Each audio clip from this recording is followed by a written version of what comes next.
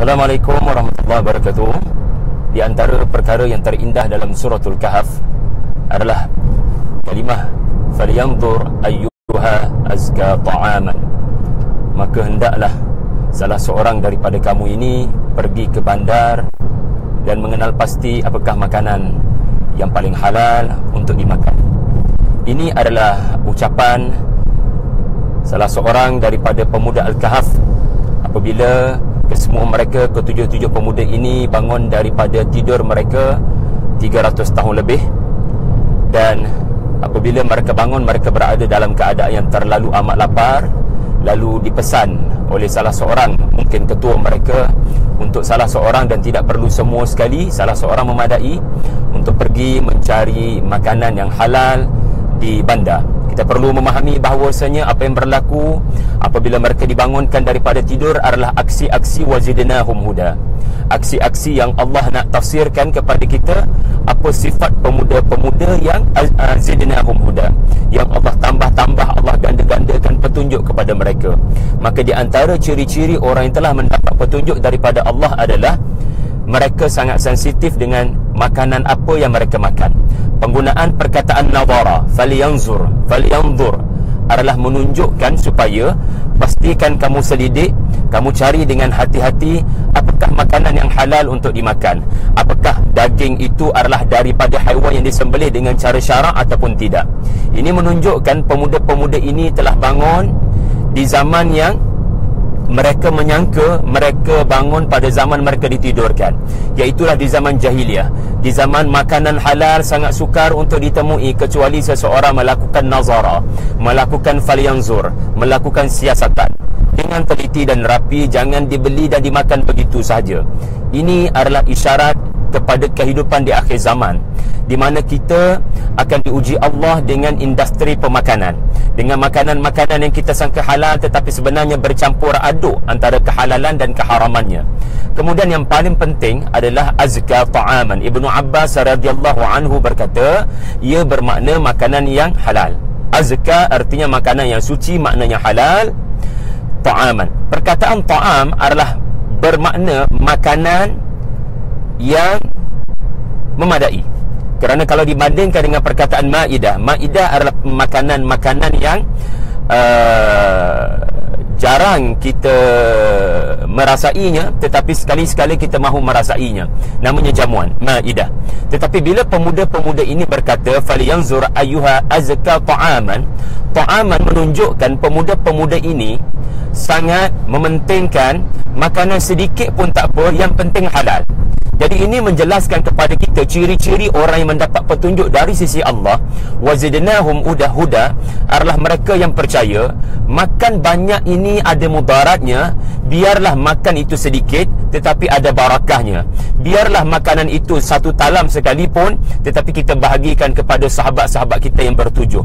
Itu ciri makanan yang diberkati. Ciri makanan yang diberkati artinya apa? Ia mungkin tidak mengenyangkan anda. Anda makan sekadar yang mengisi perut anda, tetapi yang penting ia tidak menghalang anda untuk meneruskan ibadah kepada Allah Azza wa Jalla.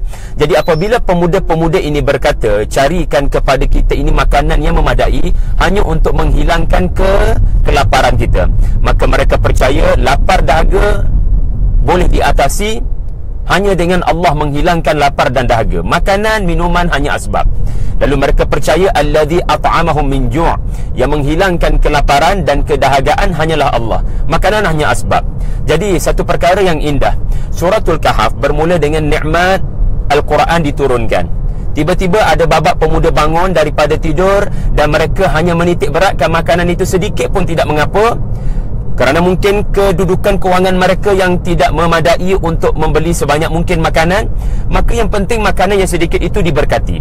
Kerana orang yang bersyukur atas nikmat Al-Quran, orang yang bersyukur atas nikmat dapat memahami kitab Allah, mereka akan menyibukkan diri dengan beribadah, membaca ayat-ayat Allah di dalam salat mereka, dalam ibadah mereka di dalam gua. Mereka risau makanan yang banyak akan membebankan perut mereka dan meningkatkan syahwat mereka. Lalu mereka terganggu untuk terus beribadah di dalam gua mereka. Lalu ini menunjukkan pemuda-pemuda ini sangat mementingkan makanan penting, kerana nanti ibadah kita tidak tenang, tidak senang, tetapi pada masa yang sama jangan sampai makanan itu membebankan tubuh kita sehingga kita berada di dalam keadaan longlai dan malas untuk menunaikan salat ataupun berzikir. Jadi makanan yang banyak ini juga boleh menghalang kita daripada protes zikir kepada Allah Azza wa Jalla. Dan bukan kebetulan ya, Suratul Kahf ada cerita, di antara cerita terakhir adalah cerita Musa alaihi salam dan pemudanya, pekerjanya yang kelaparan apabila mereka bermusafir mencari Khidir. Tetapi anda semua sedia maklum, kalau anda perhatikan cerita Musa mencari Khidir, akhirnya apabila Musa diberitahu oleh pemudanya, pekerjanya, wahai Musa, kita sebenarnya sudah sepatutnya menemui Khidir, iaitu di lokasi kita kehilangan makanan kita, iaitulah ikan itu telah masuk ke dalam laut. Dan apabila mereka berjaya sampai semula di lokasi tersebut, Allah Ta'ala menunjukkan bagaimana Musa terus berbicara dengan Khidir. Ini menunjukkan bahawasanya Musa sudah lupa yang dia tu lapar. Keinginan kegairahannya untuk dia mempelajari ayat-ayat Allah daripada Khidir telah melalaikan dia daripada kelaparannya sendiri tadi. Jadi tanya balik diri kita, kenapa Allah turunkan Ramadan, dan Ramadan itu adalah bulan di mana kita tidak menyentuh makanan dan minuman untuk beberapa tempoh yang lama? Kerana la'allakum tashkurun. Syahrul Ramadan alladhi unzila fihi al-Quran hudan lin-nasi wa bayyinatin minal huda wal furqan. Dan di hujung ayat itu adalah la'allakum wa la'allahum yashkurun, supaya kita bersyukur atas nikmat kitab Allah. Kita benar-benar bersyukur atas nikmat memahami kitab Allah yang memberikan kita petunjuk. Lalu keseronokan menikmati apakah yang disampaikan Allah di dalam Al-Quran, secara automatisnya akan menyebabkan seseorang itu terlupa yang dia belum makan, yang dia belum minum. Jadi ini antara keindahan falyanzur ayyuha azka ta'aman yang disebutkan oleh para pemuda Al-Kahfi. Mudah-mudahan ada manfaat untuk tuan-tuan semua. Wassalamualaikum warahmatullahi wabarakatuh.